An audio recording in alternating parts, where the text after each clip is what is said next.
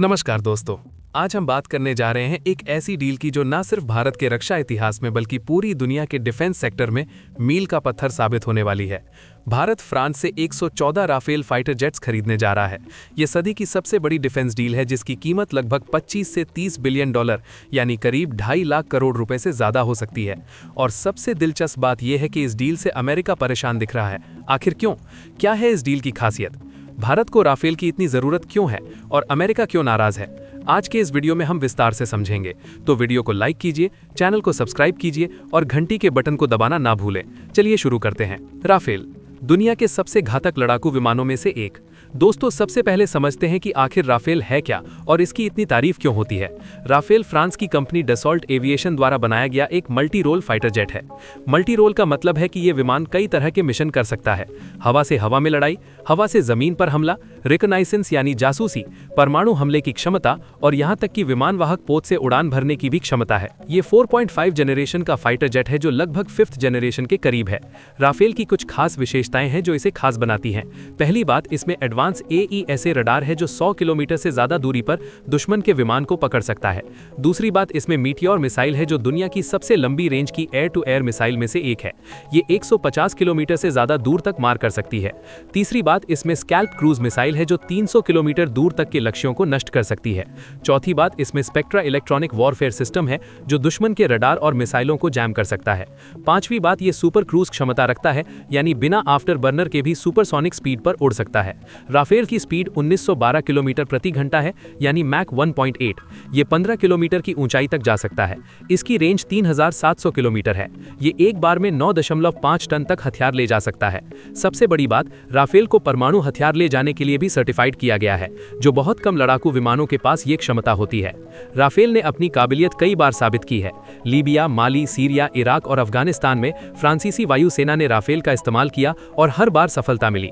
2019 में Balakot air strike के बाद जब पाकिस्तान ने भारत पर हमला किया तो भारतीय वायुसेना को यह एहसास हुआ कि हमें ऐसे एडवांस फाइटर जेट्स की सख्त जरूरत है। 2020 में भारत को पहले 5 राफेल मिले और अब तक कुल 36 राफेल भारत के पास हैं और अब 114 और राफेल आने वाले हैं। 114 राफेल डील, क्या है पूरा प्लान? दोस्तों, अब बात करते हैं इस बड़ी डील की। भारत सरकार ने फैसला किया है कि वो 114 और मल्टी रोल फाइटर जेट्स खरीदेगी। ये भारत सरकार की MMRCA 2.0 यानी medium multi role combat aircraft की योजना का हिस्सा है। इसके लिए कई कंपनियों ने बोलियां लगाई थी। फ्रांस का राफेल, अमेरिका का F-21 और F/18 सुपर हॉर्नेट, रूस का MiG-35, स्वीडन का ग्रिपिन और यूरोपियन यू फाइटर टाइफून। लेकिन अब रिपोर्ट्स आ रही हैं कि भारत राफेल को ही चुनने जा रहा है और इसके पीछे कई मजबूत कारण हैं। पहला कारण है, भारतीय वायुसेना के पास पहले से ही 36 राफेल हैं और वे इनसे बेहद खुश हैं।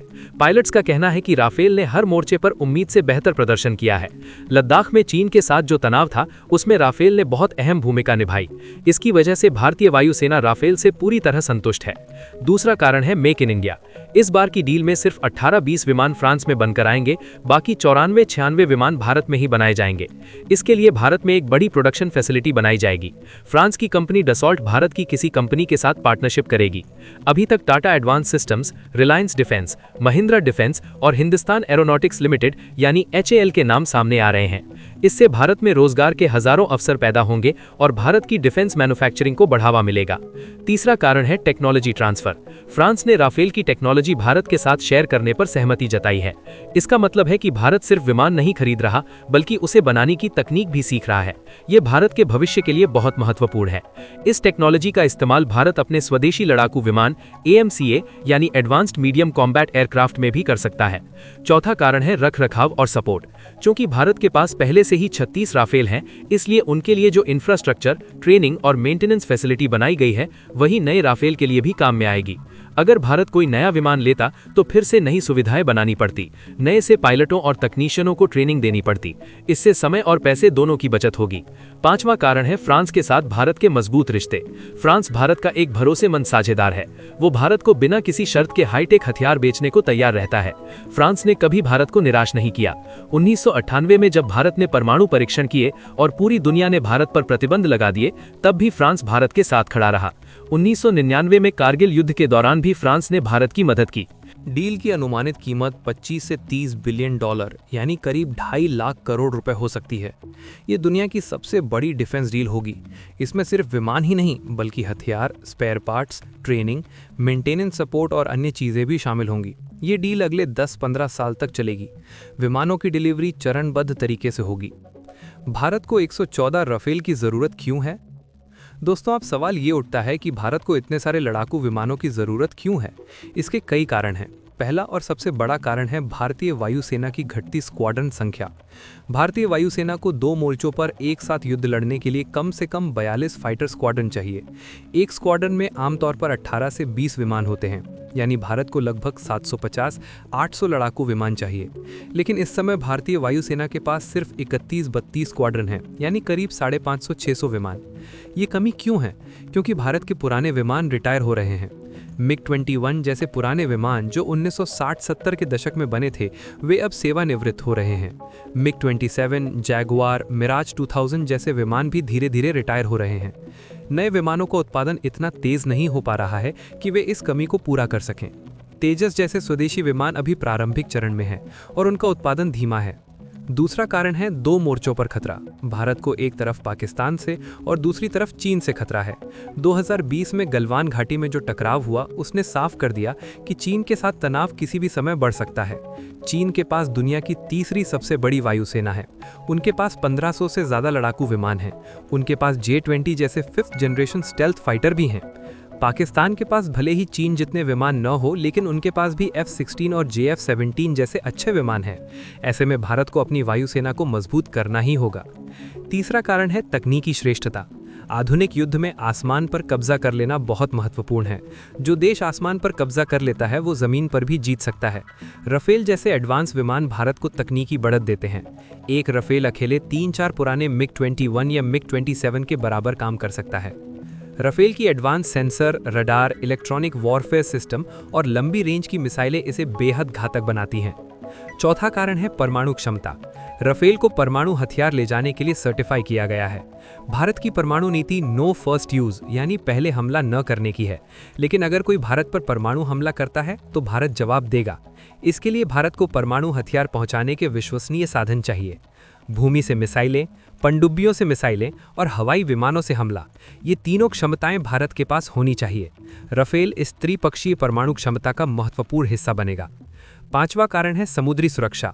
भारत के पास INS विक्रमादित्य और INS विक्रांत नाम के 2 विमान वाहक पोत हैं और तीसरा INS विशाल योजना में है।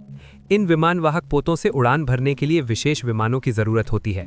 राफेल का एक नेवल वर्जन भी है जो विमान वाहक पोतों से उड़ान भर सकता है। भारत इस नेवल वर्जन को भी लेने पर विचार कर रहा है। ये भारत की समुद्री सुरक्षा को मजबूत करेगा। अमेरिका क्यों है परेशान? दोस्तों, अब आते हैं सबसे दिलचस्प सवाल पर। अमेरिका इस डील से परेशान क्यों है? इसके कई कारण हैं। पहला कारण है व्यावसायिक नुकसान। ये 25 से 30 बिलियन डॉलर की डील है। अगर भारत अमेरिकी विमान खरीदता तो ये पैसा अमेरिकी कंपनियों को जाता। अमेरिका ने भारत को F-21 और FA-18 सुपर हॉर्नेट खरीदने के लिए काफ़ी लॉबिंग की थी। अमेरिकी रक्षा कंपनियां लॉकहीड मार्टिन और बोइंग इस डील को जीतना चाहती थीं, लेकिन अब ये डील फ्रांस के हाथ जा रही है, जिससे अमेरिकी कंपनियों को बड़ा नुकसान होगा। दूसरा कारण है रणनीतिक चिंता। अमेरिका चाहता है कि भारत उसके रक्षा उपकरणों पर निर्भर रहे। जब कोई देश किसी दूसरे देश के हथियार खरीदता है तो वो उस पर निर्भर हो जाता है, स्पेयर पार्ट्स के लिए, मेंटेनेंस के लिए, अपग्रेड के लिए। ये निर्भरता अमेरिका को भारत पर एक तरह का प्रभाव देती है। लेकिन अगर भारत फ्रांस से ज़्यादा खरीदारी करेगा तो अमेरिका का प्रभाव कम होगा। तीसरा कारण है भारत की स्वतंत्र विदेश नीति। अमेरिका चाहता है कि भारत चीन के खिलाफ उसका मजबूत सहयोगी बने। अमेरिका ने भारत को क्वाड में शामिल किया, भारत के साथ कई डिफेंस एग्रीमेंट किए, भारत को मेजर डिफेंस पार्टनर का दर्जा दिया। अमेरिका की उम्मीद थी कि बदले में भारत अमेरिकी हथियार खरीदेगा और पूरी तरह से अमेरिका के साथ खड़ा होगा। लेकिन भारत ने साफ कर दिया है कि वो अपनी स्वतंत्र नीति चलाएगा। भारत अमेरिका से भी रक्षा सहयोग करेगा, रूस से भी, फ्रांस से भी और इजराइल से भी। ये बैलेंस्ड अप्रोच अमेरिका को पसंद नहीं आता। चौथा कारण है फ्रांस का मजबूत होना।